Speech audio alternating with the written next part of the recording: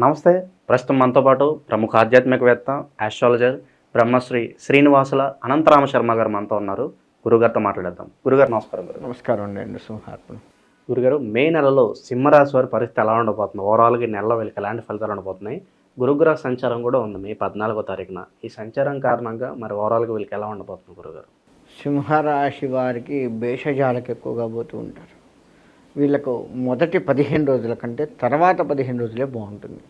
మొదటి 15 రోజులు మొత్తం కూడా టెన్షన్లతో కూడుకొని, ఆందోళనలతో కూడుకొని ముందుకుంటుంది.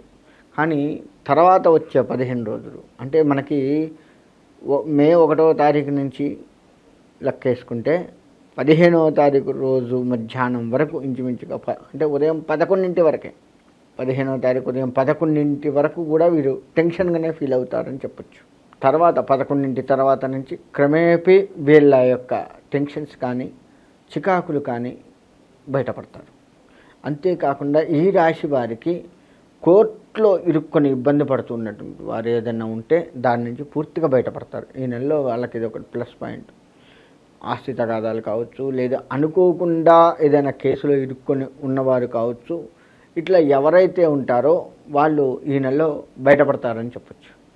అది కూడా 15 తర్వాత, మే 15 తర్వాత నుంచే వీళ్ళకి బాగుంటుంది. అన్నీ అనుకూలంగా ఉంటాయి. అప్పటి వరకు పూర్తి టెన్షన్. జైల్లో ఉన్న వాళ్ళు రిలీజ్ కావాలన్నా సరే, చివరికి నిజంగా హత్య చేసే జైలుకు పోయినాడు, వాడు ప్రూవ్ అయింది, జైల్లో వేశారు. తర్వాత వాడు బయటపడాలి అని అనుకున్న 15 వరకు నీకు ఉరిశిక్షేనేమో ఇంకా డౌట్ లేదు అన్న టెన్షన్ తీసుకొచ్చి తర్వాత నుంచి నిన్ను విడుదల చేసే సూచనలు కనపడుతున్నాయి. చేస్తారో ఏమో, నీకంటే ఎక్కువ మర్డర్లు చేసిన వాడే బయటకు వచ్చాడు, నువ్వు ఎందుకు రావు అని ఆ విధమైన ఆశాజనకంగా వాళ్ళు బయటకు వచ్చేది. అంటే ఎగ్జాంపుల్కి చెప్పింది ఇది. అంత టెన్షన్స్తో అంత కరడుగట్టిన వాళ్ళు కూడా బయటపడతారు ఆ తర్వాత అని చెప్పే వివరణలో ఈ విధంగా చెప్పాను. ఆర్థిక స్థితిగతులు ఎలా ఉండబోతుంది వీళ్ళకి? ఆర్థికంగా అంటే ఈ 15 వరకు కూడాను 15 రోజులు ఆర్థికంగా కొంత నిలదొక్కున్నట్లుగా కనపడతారే తప్ప నిలదొక్కుకోరు. అప్పులు చేసే పరిస్థితికి వస్తుంది. తర్వాత ఈ 15 రోజుల తర్వాత ఆ చేసిన అప్పు తీర్చడము, వీరు అనుకున్న స్థాయికి దగ్గరలోకి రీచ్ కావడము జరుగుతూ ఉంటుంది. ఆర్థికంగా 15 తర్వాతనే బాగుంటారు. ఎదురుగి ఏ రంగం వారైనా, ఎట్లాంటి వారైనా 15 రోజుల పాటు వీళ్ళకి టెన్షన్సే. సో వ్యాపారస్తులకు కూడా ఈ కాలంలో డబ్బులు వస్తాయా రావా ఏదో ఒక టెన్షన్ కూడా అంటారు. ఇవ్వాల్సిన అప్పులు ఇయ్యరు. వ్యాపారస్తులని పర్సనల్గా కనుక తీసుకుంటే ఇస్తాను అంటాడు, ఇంకా రేపే ఇస్తున్నాడు, ఇంకో గంటలో ఇస్తాడు అని అంటాడు, గంటకు స్విచ్ ఆఫ్ పెడతాడు, ఎక్కడున్నాడో తెలియదు. ఇంటికి పోతే ఇల్లు కూడా అడ్రస్ సరిగ్గా చెప్పరు, లేదంటే ఇంట్లో ఉండడు, ఊరిపోయినాడని భార్య పిల్లలు చెప్పడం ఏదో చేస్తారు. ఈ విధంగా ఉంటుంది. ఆరోగ్యపరంగా మరి ఎలా ఉండబోతుంది వీళ్ళకి?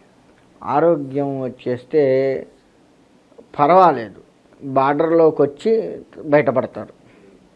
అంతేకాని ఎక్కువగా అనారోగ్య సమస్యలతో అయితే అంటే ఎంత చికాకులు ఉన్నప్పటికీ కూడా ఈ రాశి వారికి అనారోగ్య సమస్యలుగా ఎక్కువగా ఇరుక్కోరు. ఇక పోలీస్ స్టేషన్లో కోర్టుల చుట్టూ తిరిగే వారికి ఏమన్నా ఉపశమనం లభిస్తుందంటారా ఈ నెల? ఉపశమనం అంటే ఇందాక మనం చెప్పుకున్నట్లుగా ఇంకా అయిపోయింది మన పరిస్థితి అన్నదాకా అయితే వెళ్ళి ఉపశమనం వస్తుంది. అప్పటి వరకు వీడు టెన్షన్తో బతికి చావటమే.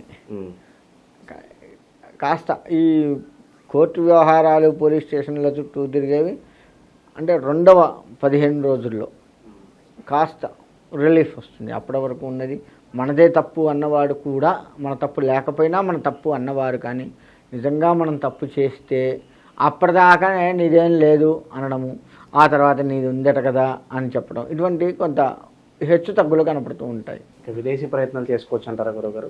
విదేశీ ప్రయత్నాలు అంటే గురుడు వీళ్ళకి అనుకూలంగా కనపడుతున్నప్పటికీ ద్వితీయార్థంలోనే గురుడు అనుకూలంగా ఉంటాడు కాబట్టి మే సగం తర్వాత నుంచే ప్రయత్నాలు మొదలుపెట్టాలి. అట్లయితేనే విదేశీయానాలకు బాగుంటుంది. ఏ దేశం వెళ్ళాలన్నా సరే, చివరికి దేశం దాకా కాదు, రాష్ట్రం దాటాలన్నా సరే. ఇప్పుడు ఇక్కడ చదువుతున్నాం, హైదరాబాద్ చదువుతున్నాం, విజయవాడ చదువు బాగుందట కదా అని చెప్పి విజయవాడలో చదవటానికి ప్రయత్నాలు చేయాలన్నా కానీ కాస్త ఆలోచించి చేయాల్సిందే. పలానా విషయంలో వీళ్ళు బాగా జాగ్రత్త వహించాలంటే ఏం చెప్తారు గురుగారు? మీరు జాగ్రత్తగా లేకపోతే చాలా నష్టపోతారంటే ఏం చెప్తారు ఈ నెల వీళ్ళు? ఈ నెల వీళ్ళకి జాగ్రత్త అంటే అత్యాశకు పోవద్దు. ఒకటి బాగా వీళ్ళకు ఈ రాశి వారికి అత్యాశ ఎక్కువ ఉంటుంది. అది మొత్తం ఈ 15 రోజుల్లో బాగా చూపిస్తుంది. దాన్ని కంట్రోల్ చేసుకుంటే చాలు. ప్రతి దానికి ఇప్పుడు ఉదాహరణకి నాకు 1 కోటి రూపాయలు కావాలి, అవి వస్తాయి. ఎందుకు ఇయ్యరు? ఎవడైనా ఇస్తాడు. నాకు అంత పలుకుబడి ఉంది, అంత డబ్బులు ఉన్నాయి, ఎవడైనా ఇస్తాడు, నాకు ఆస్తిపాస్తులు ఉన్నాయి అని చెప్పేసి పోకడలకు పోతారు, బెషిజానికి పోతారు.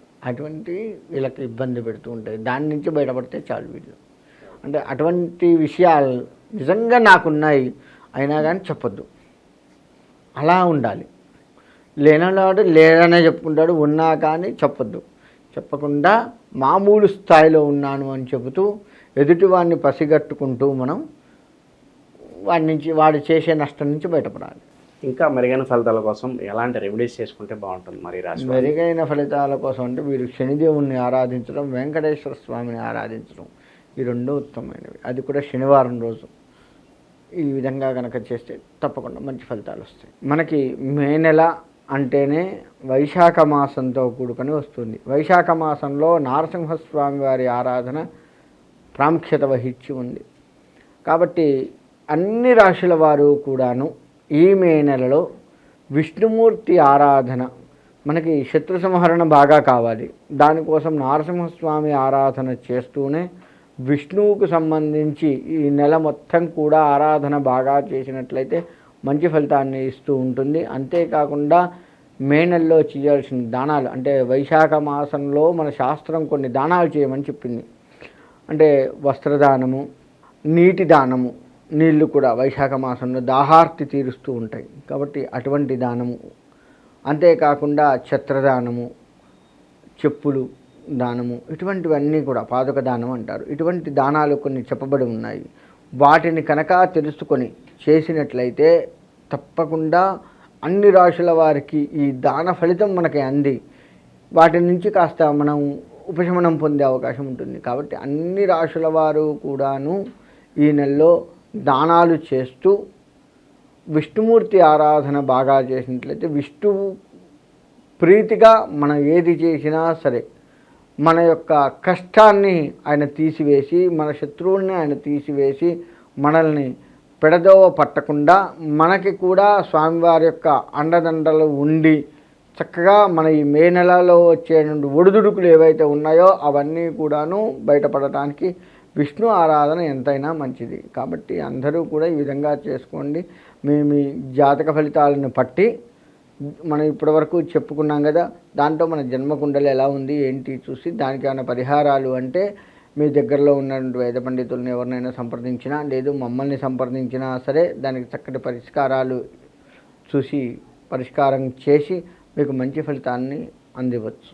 కాబట్టి ఆ విధంగా చేసుకొని అందరూ కూడా శుభంగా చక్కగా ఉండాలని కోరుకుంటున్నాను.